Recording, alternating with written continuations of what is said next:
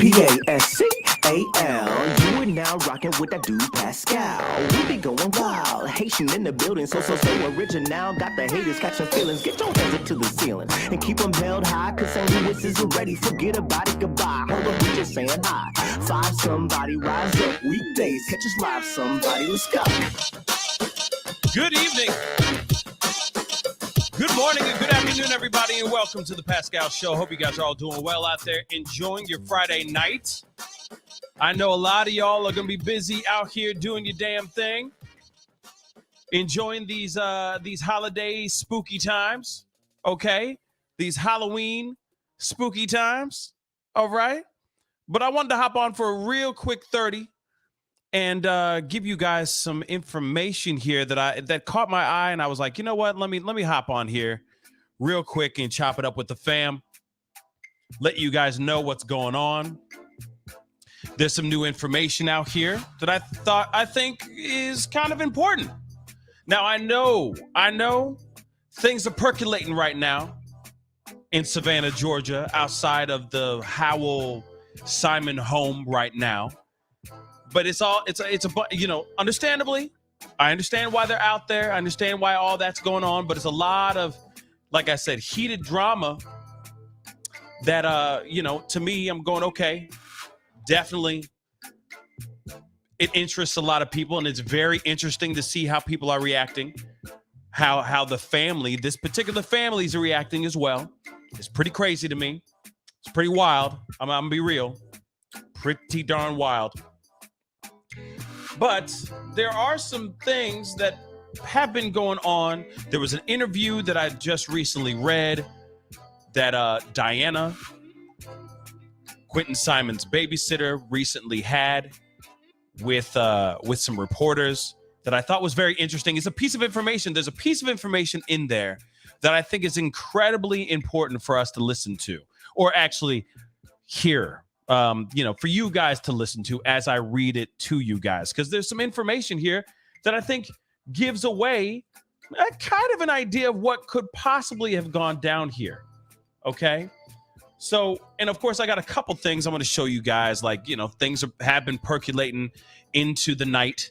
Okay. Or into like the early evening into the night that I thought were very, very interesting that I wanted to show you guys as well.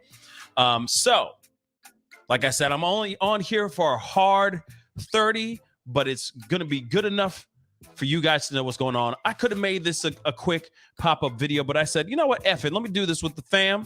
Let me chop it up with you guys and let you know what's going down within this Quinton Simon situation. So please do me a favor, hit that like button down below, crush it, send it past 100 likes really quick. See a bunch of you guys starting to file in, and do not forget to crush that subscribe button. If this is your first time checking out this channel right here, it'd be great to have you part of the Pascal Show family. All right. So hit that subscribe button. We got to jump into some things because, like I said, I'm only here for a short time this time. All right. It's holiday, a Halloween weekend. A lot of people are out here doing their thing. So I understand some of y'all might be a little busy right now. You're going to be watching this replay tomorrow. Okay. As you guys are eating your hangover food. All right. And still taking the makeup off your damn faces, that you forgot to take off the night before. And if you guys go out and get crazy this weekend, let me tell you this, please do me a small favor. Okay. Because I care about every single last one of y'all. All right. Please drink responsibly. Before we jump into all this stuff, please drink responsibly. All right. I'd rather you guys arrive alive. You can still have a really good time without getting super, super gone. Or if you decide to tie one on over this weekend, please be sure, get it. Make sure you have a DD, something, okay? Call an Uber, call your mama, okay? Something, all right? Do us all a favor and get home alive. That's it. Or just crash, make yourself a little spot in a corner at the party and just sleep. Wake up the next day and go, that was a crazy night, right? And then leave. Sober. You see what I'm saying? So get home safe. All right, guys. But let's get into this because this is very interesting. You see the title down below. You see the article that I'm about to show you guys, but apparently, just to get ahead of myself here, but apparently the babysitter has said she has found Quinton and his brother in the pool, in the Howell Simons pool by themselves, unattended, completely unattended. And for me, this makes me think what could have possibly happened here, which is a lot of different things could have gone down in this situation. A lot of things, a lot of scenarios. But now we're hearing from Diana, the babysitter, who is kind of put in her own 2 cents about everything. So let's get into this article, okay? So it says missing Georgia toddler, as we already know, Quinton Simon. This is what, according to the babysitter, she's saying he may have succumbed from losing his life in the pool. So the 1-year-old vanished from his Savannah home October 5th, and the police have named his mother, Leilani, as we already know, as the prime suspect to his demise. Now, let me blow this up just a little bit so you guys can see a little bit better, okay, in the nosebleed seats. But here it is. Quinton Simon's babysitter exclusively told Fox News Digital that she found the boy and his toddler brother alone in the family's pool over the summer. Now suspects that the boy, the missing boy, had lost his life in the pool. Okay? I felt the whole time that this has happened, that Quinton got out and maybe got into the pool. Diana McCarter, 47, told Fox News Digital. That's my feelings all along because Quinton's brother, Zane, can open the door and they've gone out before. Now, I want you guys to hear that. My feelings all along, that's my feelings all along because Quinton's brother, Zane, can open the door and they've gone out before. So she's seen this before, y'all. Now, of course, and this is one of the quotes, they were dirty. We fed them good because they were always hungry, said Quinton's babysitter, Diana. Definitely, there was neglect there. Now, who would know more? Who would know better than the person that's actually watching the children a lot? A woman that has done everything she can to watch these kids basically on the free 9s and 9s, is willing to give them clothing, give them food, give them diapers, because Leilani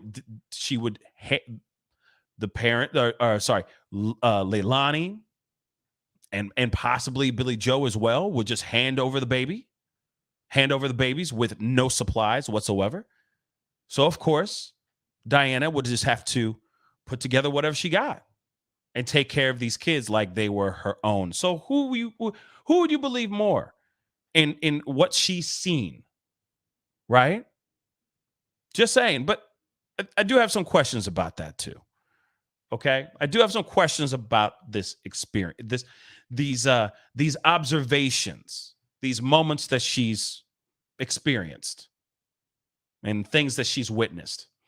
I'll get into that in just a second. But the 20-month-old vanished from the family's Savannah home on October 5th. The police said they believe the child is unalive and was likely discarded in a dumpster that was emptied at the local landfill. Authorities named the child's mother, Leilani, which we already know is a prime suspect, and the other two are basically in foster care. They are in the system. Now, this, of course, to the left of your screen is Diana McCarter, which is the babysitter. And of course, we all know what Quinton looks like. This is the little baby, Quinton, baby Q. Okay. McCarter, who'd been watching Simon's 3 children for about 9 months before his disappearance, said her 16-year-old daughter found Quinton and Zane alone in the family's full-size backyard pool over the summer. The children cannot swim. She said, I go down there and they was in the pool and we got them out. Leilani was sleeping, she's told Fox News Digital. It was scary.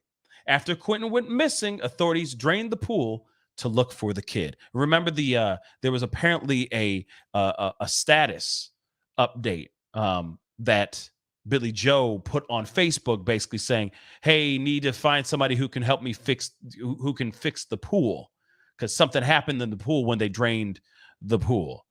Instead of her going, "Oh my Lord, what happened to this my baby, my grandkid?" She was more concerned about the pool than she was about the livelihood of a missing 20-month-old baby. But we all remember that, right? So let's continue. McCarter, who has 6 children of her own, said Simon's kids were not well cared for. Every time they come over here, we bathed them. They were dirty. We fed them good because they were always hungry, said the sitter who lives across the street. Definitely, there was neglect there. The pool incident was not the only time the toddlers had wandered off. A month ago, McCarter said she found Quinton and Zane playing alone in a ditch 2 feet away from a busy roadway in front of Simon's home. McCarter also said it was strange that Quinton often did not want to leave her house. Sometimes Quinton would cry when he had to go to with his mom, she said. Simon and her boyfriend Daniel Youngkin, or Danny, the father of Sky, lived with her mother, Billy Joe, who had custody of the children. Howell, who has a lengthy rap sheet, was granted custody after the court determined that Simon is a chronic, unrehabilitated substance abuser of the booger sugar and the THC, according to documents obtained by the U.S. Sun. Of course, this is the house that everyone's been parked outside of, making their days and nights a living hell, literally. Okay, and I don't blame people out there putting in their passion and trying to get justice for this young boy and justice for those boys or those kids in general, because obviously there has been some serious abuse, neglect, you name it, to those kids. Real talk. And of course, we've talked about this in great lengths of this possibly being a generational thing that's been passed down, right? The cycle continues. It keeps continuing. Gets passed on from one person to the next, to the next, to the next, which is absolutely sad. And I'm hoping in some way they'll find, I don't know, maybe these Zane and Sky will find a way to break this cycle. But we'll see what happens here. Simon, who's on probation for shoplifting, allegedly admitted to using, and tested positive for that particular recreational at the birth of one of her children. Again, somebody who is not really fit to be bringing children into the world and even raising them. Clearly, if the courts literally gave custody to another person, the grandmother, who also has a lengthy rap sheet. They passed it on to her. I still don't know how they did that. But at the same time, the court said, okay, she is fit to have full custody of these two children, if I'm correct. So Howard had left town earlier that week. We already know, leaving the children alone with her daughter at night. And of course, 5:20 a.m. on October 5th, Simon told McCarter in a text that she would not be dropping off the kids. I wonder why. Then McCarter said about 8:40 a.m., Daniel Youngkin, asked her if she had seen Quinton. Later in the morning, Simon reported the boy missing to the police and said Danny had been the last person to see him at 6 a.m. Again, pointing blame at somebody else. Okay? Pointing blame at somebody else. Police and the FBI interviewed Diana, the babysitter, and searched her trash cans. Now, the thing is clearly we have seen the family kind of pass on many blames to everybody. They've been putting blame at everybody. But Bubba, the biological father of this young boy, to Danny himself. They pointed blame on everyone except themselves. Well, in the very beginning, you had Billy Joe, of course, go in and try to say, "Oh, it's this, and this, and it's definitely you can't really trust my daughter Leilani. She could be really good, but then she could be really bad at times, so on and so forth." But then after that, after she had put out that text message saying she done did it, the boy's in the landfill, and she doesn't remember anything. And as soon as protesters started showing up to her house, suddenly that blame just disappeared. That blame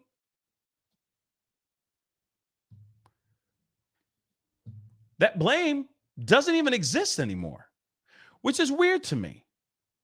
Which is absolutely weird to me. All right. But of course, I got a couple things I want to show you guys, some clips from the news, because I think this has been just very strange. And these are just clips within this news clip that I want to share with y'all.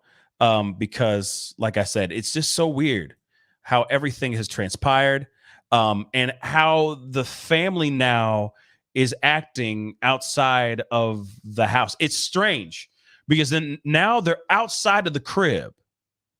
Y'all, they're outside of the crib. They're not even inside the crib. They're not even behind their fences anymore. Now they're sitting in their front lawn. At least as of a few hours ago, they were sitting in their front lawn just talking back at protesters, smoking cigarettes and just chilling like they're watching a parade, a neighborhood parade or some stuff. I don't know. This is so weird, but let me show you guys a little bit of this real quick so you guys kind of know what the heck is going on in Savannah real quick. Meanwhile, back at the home where Quinton was last seen, the memorial continues to grow. Hecklers have put up new yard signs and continue to berate the family daily. And Andy, have you heard from Quinton's mom at all? Yeah, I went by the home where Quinton was last seen alive, and to my surprise, Leilani, Quinton's 22-year-old mom, and his grandmother, Billy Joe, were outside on some lawn chairs. So I asked them a few questions. I want you to take a look. This is the weirdest thing. This is just so weird. I don't understand why this is. Just take a look. It's so weird. Leilani, it's Andy Cole with WJCL. Did you kill Quinton? Do you want to talk? Do you want to talk about it? No. I'd love to hear about it. No. I want to tell your story. No, we don't care about telling a story.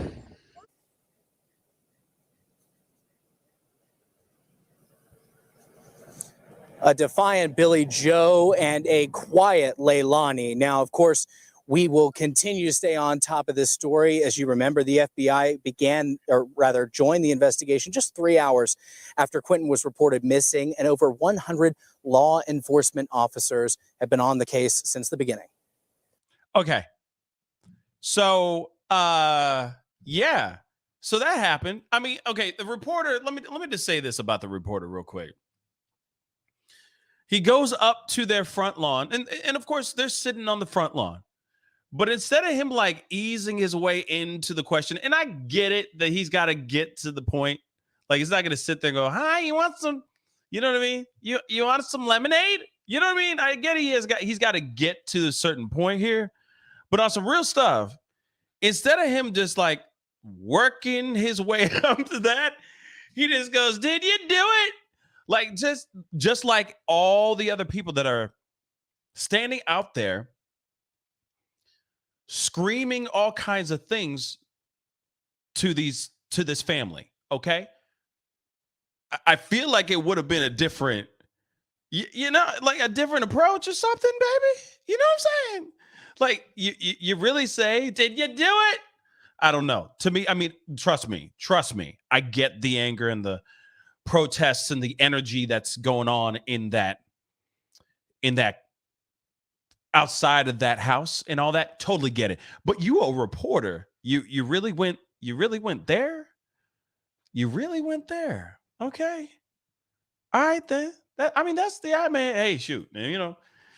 If that's you, that's if that's how you want to do it, that's how you want to do it, boo-boo. But some just seems a little strange. Okay. Now I want to show a little bit more. There's another clip here from another news source.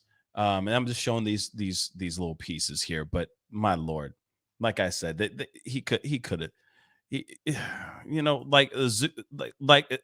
yeah. Okay. Zebedee, I think it's Zebedee, said he should have stayed neutral. I think so too. He could have said something and maybe he could have gotten that exclusive interview. You see what I'm saying? And I get it. Like I said, there's a lot of people that are very upset, feeling some type of way, but maybe he could have gone with it a little differently, you know? But maybe he just wanted to be shocking and see if they were going to throw a plastic cup at his face or something. I don't know. You know what I mean?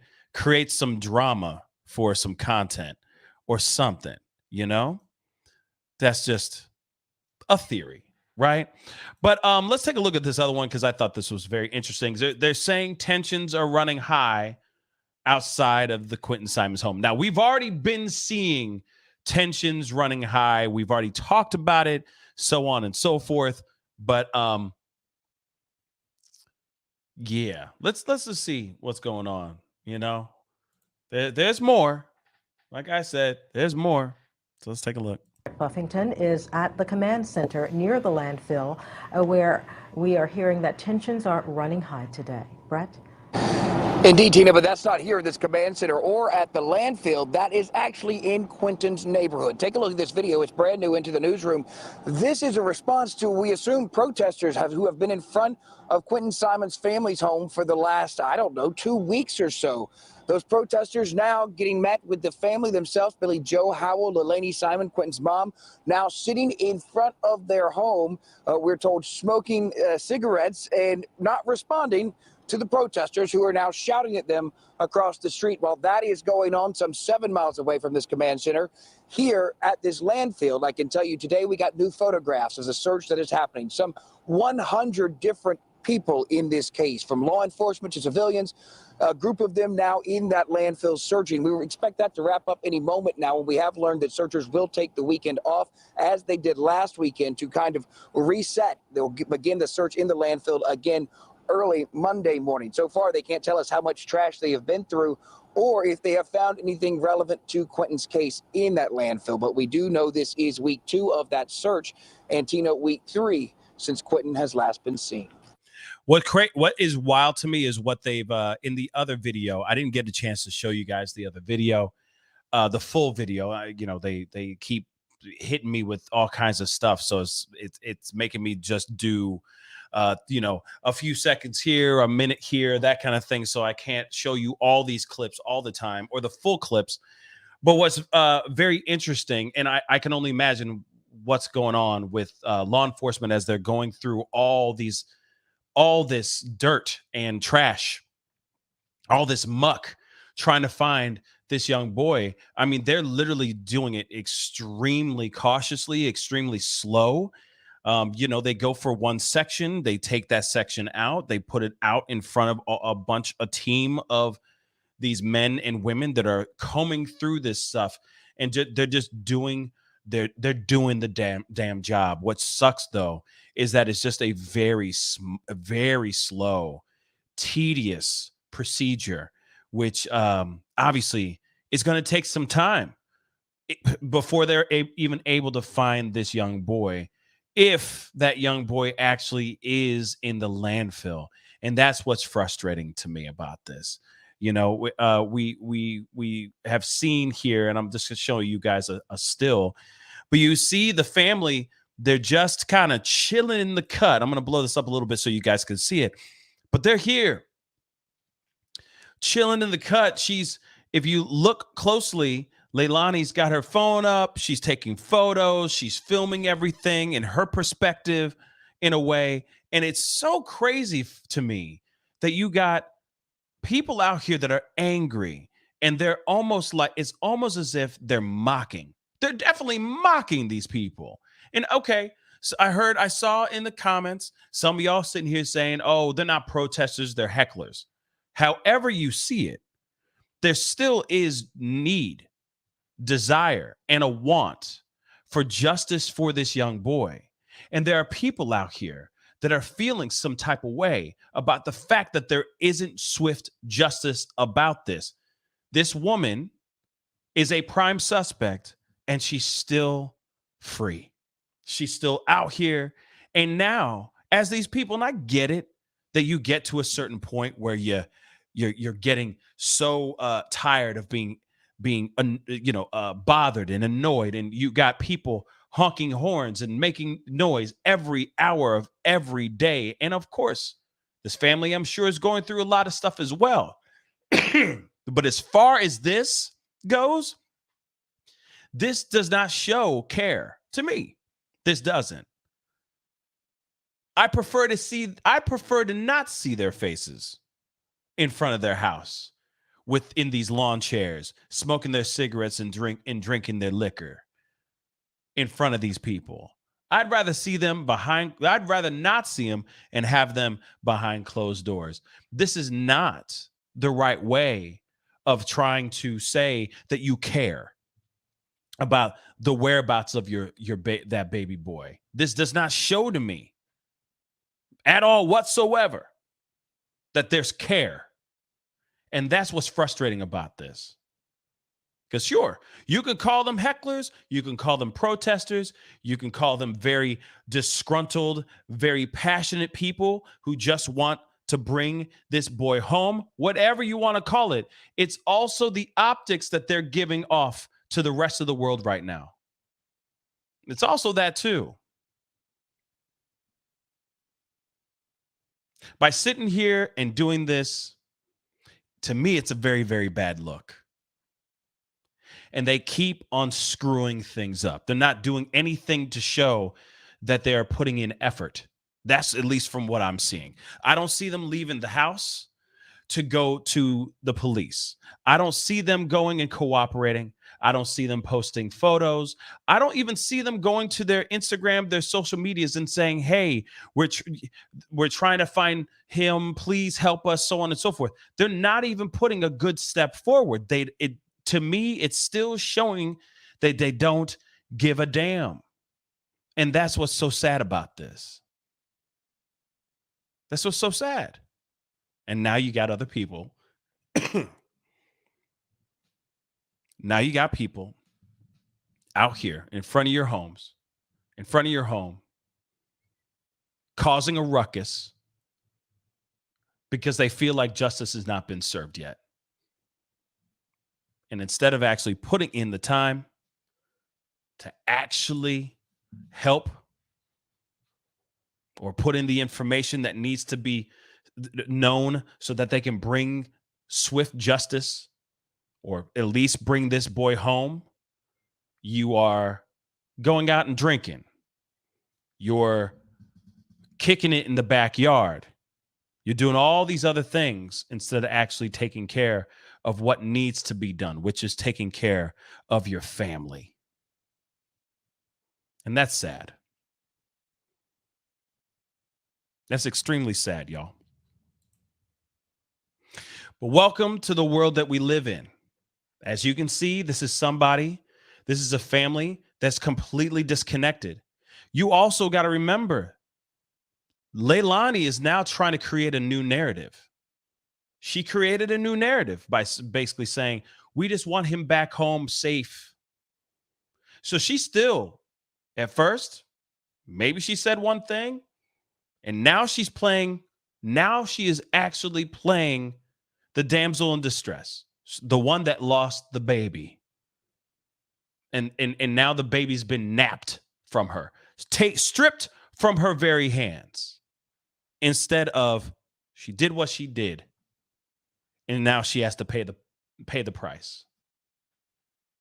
She's creating a brand new narrative, guys. Brand new narrative. And now she's playing the part. Now she's being defiant by showing up at the front lawn because she really believes, at least this is what it seems like right now. She really believes in her heart of hearts that she has done no wrong. And that little boy was taken from her. That's what she literally believes now. That's what she's putting out here. And that's what also her mother, the grandmother, is endorsing as well. So I don't blame a group of people being disgruntled and angry and passionate because they keep on trying to pull out lies, hoping it'll stick. None of it's working right now. And everyone is very, very upset. But I do have to say this, though, too. We see this family starting to show up on the front lawn. And anybody who's out here, that's out there protesting, okay, out there doing what they're doing to try to bring justice and drive this family crazy enough for them to actually speak up. One thing I have to say is please be careful. This is the first time I've ever seen in the history of these situations, from the Laundrie family all the way to this situation. This is the first time I've ever seen a family actually show up to the front lawn taunting and trying to basically stir the pot between the people who are out there protesting for justice for this little boy and the family that has been accused of doing some very, very wrong doings. I have to say this. Please, if you're listening, and you're somebody out there, understandably being passionate on behalf of this young boy, please be careful. You never know what this means. You never know what this means. This could get worse. They're coming outside. They're sitting on the front lawn. They'll start getting closer. I'm hearing that they've taken signs and taken down memorials for this little boy and all that. God forbid people start getting into fisticuffs and somebody gets hurt or even loses their life. So please be careful, because it seems like they got a little itchy trigger finger here. Just in observation. All right. Linda Thomas, thank you so much for the 3 Australian bucks. I appreciate it. Hi from Queensland, Australia. Yes, this is tragic. It is absolutely tragic indeed. All right. But I'm just saying, if you really think about it, guys, we have to be very, very, very, very careful when we're out there too. And I get it. Some people are streaming and they're doing videos and all that. And of course, they're poking the bear for content too sometimes and all that. But at the same time, just be wary and tread lightly out in these streets, because people be crazy and we don't know how this family is going to react. And when they are out here, they're taunting the people that are out there protesting, that are out there trying to find justice for this boy. And it could get a little nasty if we don't watch ourselves. Period. And know your laws in that area. Period. Okay? But anyway, guys, that is the show. I appreciate all y'all for being here. It's a quick one. Like I said, it was going to be a very, very quick one. But I wanted to show you guys a little bit of some updates on what's going on and all that. I might be on tomorrow morning. I might not. That's why I wanted to hop on here now to give you guys the information that I know so far. I just hope it doesn't get any worse right now. I hope it stays.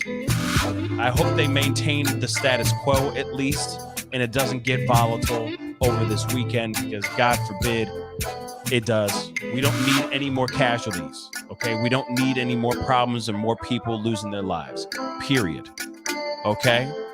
We don't, all right? But again, I appreciate all y'all for being here. Do me a favor. Be sure to check out PascalMerch.com. 20% off of everything until Halloween. All right? Till Halloween night. So be sure to go and check out PascalMerch.com. 20% off of all clothing in the store right now. So go and check that out, okay? And of course, please hit that like button down below. Don't forget to do that. And of course, crush that subscribe button. It's great to have you a part of the Pascal Show family. I told you guys it was a short one, but I wanted to give you guys the information that you should need. Okay, guys? Anyway, it is time to get going. And if I don't see you guys tomorrow again, just like tonight, because I know a lot of y'all are doing your holiday, parties and stuff, Halloween parties and stuff like that. So please do me a favor, drink responsibly, arrive home alive, okay? Get a DD, get a Uber, call your auntie, call that ex. That's probably a bad idea, but you know what I'm saying. Whoever you got that's sober, that can get you home in one piece, do it, all right? As long as it doesn't start any drama at home, okay?